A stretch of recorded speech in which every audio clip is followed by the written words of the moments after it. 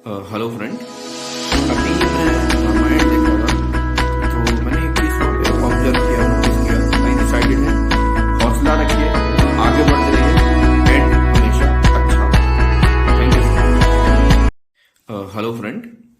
अभी मैं रामायण देख रहा था तो मैंने एक चीज वहाँ पे ऑब्जर्व किया, नोटिस किया, और वही आपके साथ थोड़ा सा शेयर करना चाह रहा था। हालांकि आप लोग भी उस चीज से अवेयर हैं, बस मैं ये आपको बताना चाह रहा था कि किस पॉइंट ऑफ व्यू से मैंने उस चीज को नोटिस किया है।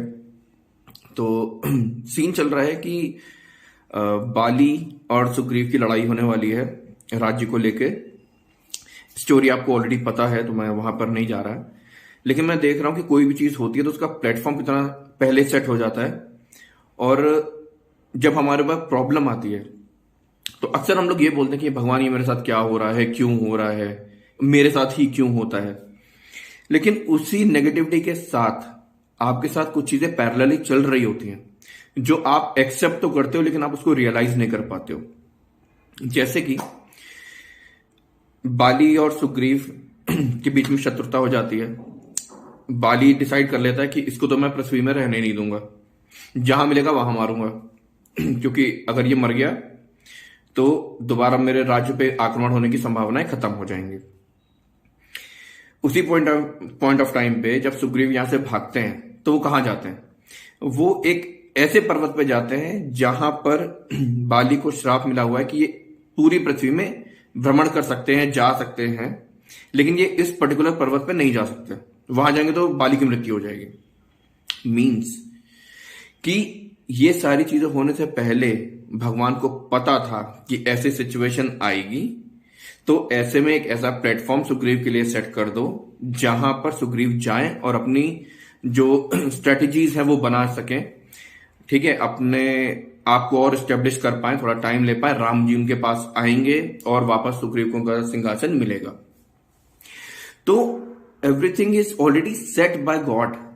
ठीक है, आपको प्रॉब्लम आती है, प्रॉब्लम में थोड़ा सा टेंशन में आना स्वाभाविक है, लेकिन आप ये भी तो देखो कि आपके साथ पैरेलली क्या चल रहा है। हो सकता है कि आपके लिए कुछ बेटर लिखा हो, क्योंकि अगर युद्ध ना होता तो बाली ही वहां का किष्किंधा का राजा होता और सुग्रीव की पूरी जिंदगी बाली की सेवा में ही निकल जाती। सुग्रीव कभी राजा नहीं बन सकते थे, लेकिन ये प्रॉब्लम आई, सुग्रीव को जाके पर्वत में छुप के रहना पड़ा।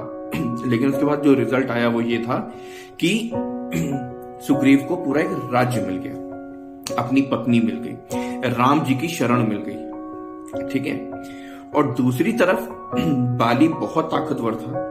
बाली का मन में यही चलता था कि किसी तरीके से मैं सुग्रीव को खत्म कर दूं। तो जब आप सामने वाले को कोस रहे होते हो, उसके लिए कुछ बुरा सोच रहे होते हो, आप कुछ प्लान कर रहे होते हो कि सामने वाले के साथ मैं ये कुछ गलत कर दूं, तो आप ये सारी चीजें सोच सकते हो, लेकिन आप इससे उसका भाग्य बदल नहीं सकते। हाँ, हमेशा नेगेटिविटी सोचते सोचते, हमेशा कुछ बुरा सोचते सोचते आप अपना फ्यूचर, अपना भाग्य जरूर खराब कर लेते हैं। ठीक है, तो सारी चीजें डिसाइडेड होती हैं। ठीक है, सुग्रीव का उनसे लड़ना, बाली का ऑलरेडी एक श्राप मिलना कि इस पर्टिकुलर पर्वत पे वो नहीं जा सकते हैं, सुग्रीव का वहीं जाके शरण लेना, राम जी का आना।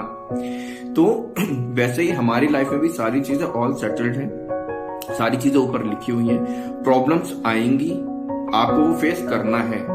जब राम जी को 14 साल का वनवास मिल गया, कृष्ण जी के होते हुए वहां पे उनके 7 भाइयों को मार दिया गया।